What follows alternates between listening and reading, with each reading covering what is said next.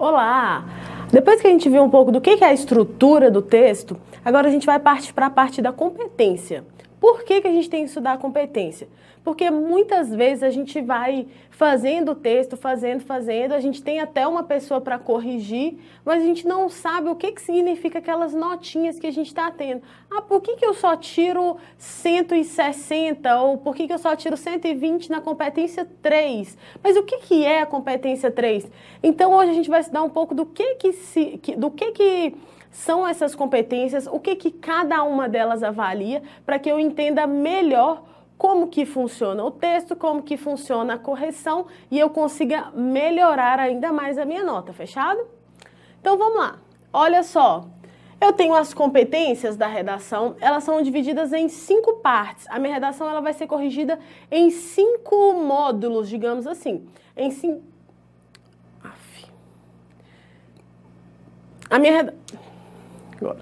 A minha redação ela será corrigida em 5 módulos, digamos assim. Como que acontece isso? Eu tenho a competência 1, competência 2, competência 3, 4 e 5. Cada competência ela vai avaliar uma parte diferente da redação.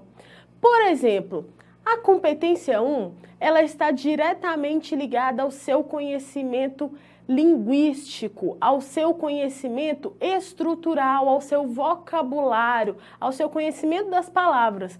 Por quê?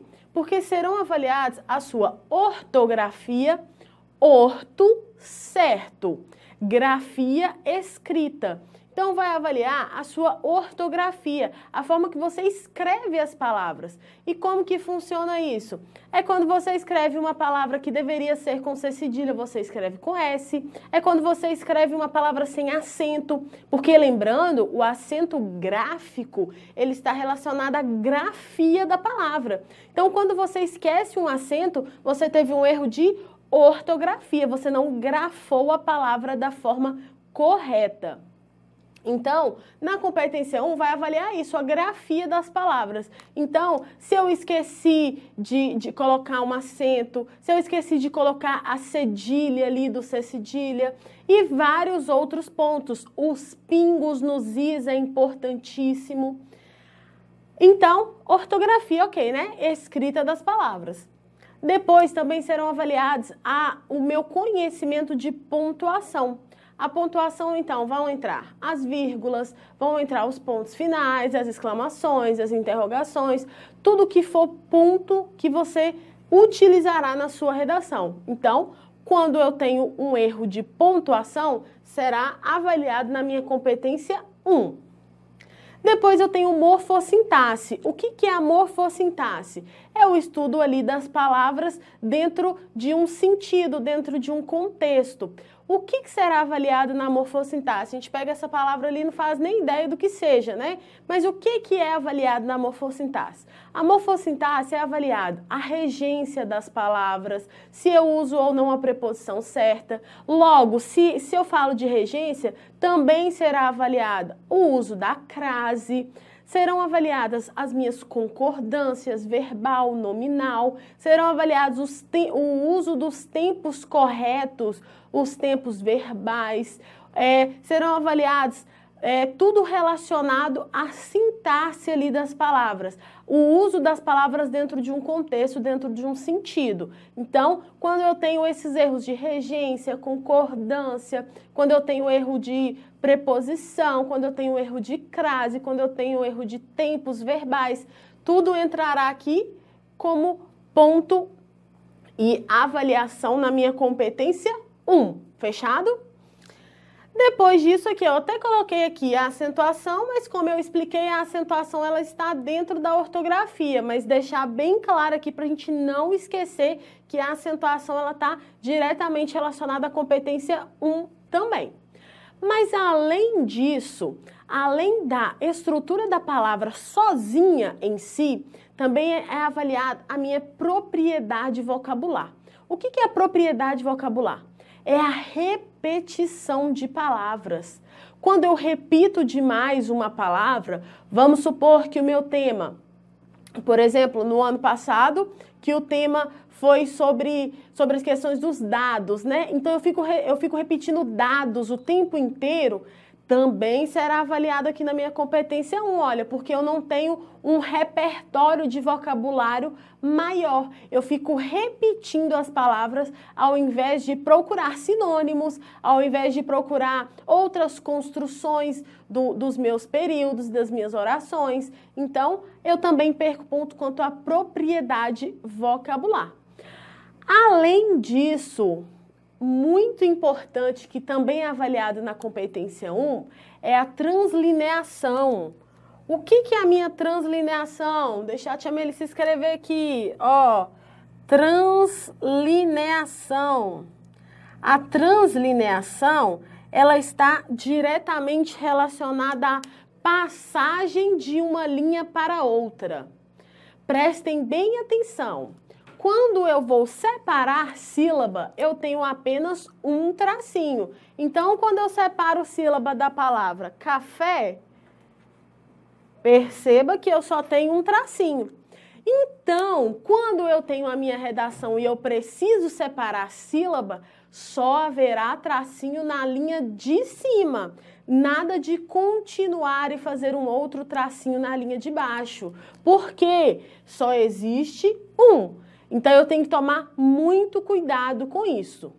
Outro cuidado muito grande que eu preciso tomar é na hora de fazer essa translineação e eu acabo colocando uma letrinha fora da linha demarcada. Se eu coloco uma letra fora da linha demarcada, infelizmente aquela palavra será desconsiderada. Ela vai entrar aqui, ó, no ortografia. Por quê? Aquela letrinha que você colocou ali do lado de fora, ela será desconsiderada e a palavra não faz sentido sem aquela letra, certo? Então, muito cuidado na translineação. Por quê? Porque com ela eu posso ter ou o acerto ou o erro de ortografia. Fechado? Então, resumindo a competência 1, a competência 1, ela depende exclusivamente do meu conhecimento da modalidade formal da língua portuguesa. Então, eu preciso conhecer a gramática? Sim, mas não é só conhecer a gramática normativa. Eu preciso também aqui, ó, conhecer e ter um repertório de vocabulário maior. E também preciso ser capaz de construir um texto que faça sentido, porque não adianta só um amontoado de palavras ali que não faça sentido. O meu texto acaba sendo penalizado aqui na competência 1. Fechado? Agora vamos lá. Competência 2. Competência 2, ela é avaliada 3 pontos. Ah, Melissa, mas não é só uma competência? Sim, mas são avaliados 3 pontos. Quais são esses 3 pontos? Primeiro, compreensão do tema. Aqui é a única competência que pode zerar todas as outras. Por quê? Um texto, ele leva 0 se ele não estiver falando sobre o tema, certo? Então, se eu levar 2 na competência, se eu levar 0 na competência 2, eu puxo o meu texto todo para 0. O que quer dizer compreender o tema? Se o meu tema fala sobre desafios da formação educacional de surdos no Brasil, eu preciso falar de desafios. Eu não tenho que falar sobre a formação educacional. Eu tenho que falar dos desafios. Não tenho que falar se ela é boa, se ela é ruim. Eu tenho que falar quais são os desafios enfrentados por ela. E muitas vezes eu acabo falando só sobre a educação dos surdos. É aí que entra aquela palavra que todo mundo já ouviu falar, que é tangenciar o tema. O que é tangenciar o tema? É quando eu tenho um tema, mas eu não falo dele por completo. Eu puxo apenas uma vertente. Então, eu não estou falando sobre ele, eu estou tangenciando, eu estou puxando ali e falando apenas sobre parte do tema, certo? Então, a compreensão do tema é avaliada a partir do momento em que eu escrevo um texto que está falando realmente da proposta, aquilo que foi proposto para mim. Depois, também é avaliado quanto à estrutura textual. O que é a estrutura textual? A gente já viu na última aula que o quê? A estrutura textual eu preciso trabalhar nada mais, nada menos do que introdução, desenvolvimento e conclusão. Então, a estrutura do texto dissertativo argumentativo será seguir essa modalidade de texto. Eu tenho que trabalhar com uma introdução, 2 desenvolvimentos, uma conclusão que contenha proposta de intervenção. Então, quando eu falo de competência 2, eu estou falando dessa questão da estrutura. Como que você fez isso? Você pode ter colocado nada com nada ali no meio. Por quê? Aqui vai avaliar se você foi capaz de organizar ali um pouco as ideias, se você foi capaz de separar as ideias em uma estrutura textual de texto dissertativo argumentativo. Ah, Melissa, mas como que funciona não conseguir fazer um texto dentro da estrutura textual? São os conhecidos como monoblocos. O que são os monoblocos? Os monoblocos são quando eu tenho textos que não têm parágrafos, ou quando eu tenho um texto que tem apenas 2 parágrafos, e nesses 2 parágrafos não são sinalizados uma ordem cronológica de uma introdução, um desenvolvimento e uma conclusão. Então, não quer dizer que necessariamente eu preciso de 4 parágrafos. Tem gente que faz o texto com 5 parágrafos, mas a estrutura tem que sinalizar que existe uma introdução para a ideia, existe um desenvolvimento e existe um fechamento para a ideia, que é a minha conclusão, beleza? Isso pode ser feito com 2 parágrafos, isso pode ser feito com 3, isso pode ser feito com 1. 1 é considerado monobloco, mas se ele ainda estiver sinalizando que eu tenho uma introdução, desenvolvimento e conclusão, pode ser considerado. Fechado? Depois eu tenho a escolha do repertório. Então, olha só como que essa competência ela é importante. A competência 2, ela vai avaliar 3 pontos. E a gente vai perceber aqui que uma vai puxando a outra. Por quê? Ó, perceba aqui, ó, escolha do repertório. Se eu escolhi mal o meu repertório, como que eu vou relacionar esse repertório que eu escolhi? Então, não tem como. Então, olha só, a escolha do repertório é o que eu também já falei na outra aula. Olha só, o que eu falei na outra aula? Eu falei que não adianta, quando eu quero provar algo, eu preciso de fatos concretos. Não adianta eu querer provar que existe a persistência da violência contra a mulher porque o meu vizinho bate na minha vizinha todos os dias. Ninguém sabe disso, isso não prova nada, isso é um repertório que você tem, mas um repertório pessoal. Não é um repertório capaz de provar em uma redação a nível nacional. Então, o que acontece? Esse repertório aqui é a minha habilidade de relacionar outras áreas do conhecimento dentro da minha redação. Então, é a escolha de qual repertório. Como que eu vou escolher esse repertório? Eu vou escolher com a sociologia, com a filosofia, com a história, com a física, com a química, com o repertório da série da Netflix, com a novela que eu vi na Globo, com uma série que eu vi no Globoplay. Então, tudo isso vai estar relativo à escolha do repertório. Então, aqui vai avaliar se você escolheu um repertório pertinente, somente a escolha. Porque antigamente, lá nos primórdios da redação do Enem, era suficiente você apenas escolher. Por exemplo, coloquei um Rousseau lá, minha nota já ia lá no alto. Mesmo se o aluno não relacionasse com o tema, só de ter o nome ali, ó, Rousseau, aquilo ali já dava uma credibilidade para o texto. Porém, com os anos foram se passando e agora não é avaliado somente a escolha desse repertório, é também avaliado a produtividade desse repertório. Da produtividade desse repertório, que é o que vai ser avaliado onde? Na minha competência 3. Mas antes disso, fechando aqui a competência 2, então eu preciso compreender o tema, ou seja, falar sobre o que foi pedido que eu falasse, certo? Depois eu preciso de estruturar de acordo com o texto dissertativo argumentativo, então quer dizer que o meu texto precisa conter uma introdução, um desenvolvimento e uma conclusão. E também a escolha do meu repertório, quer dizer que os argumentos que eu escolhi, eles são provados a partir de um repertório sociocultural que tenha credibilidade para a sociedade inteira, não só para mim ou não só para um grupo de pessoas. Fechado? Depois, competência 3. Competência 3, então, como eu falei, uma vai vindo puxando a outra, a gente vai perceber isso. Por isso que, normalmente, quando eu tiro uma nota ruim na competência 2, eu acabo tirando também na competência 3 e, às vezes, na competência 4. Mas a 2 e a 3, elas estão diretamente interligadas. Por quê? Porque, a partir do repertório que eu escolhi, na competência 3, eu preciso selecionar, relacionar e organizar. Como que funciona isso? Selecionei bem o meu repertório, certo? Agora eu preciso relacionar ele com o tema, que vai estar relacionado à minha produtividade. O que que quer dizer isso? É o que eu acabei de falar.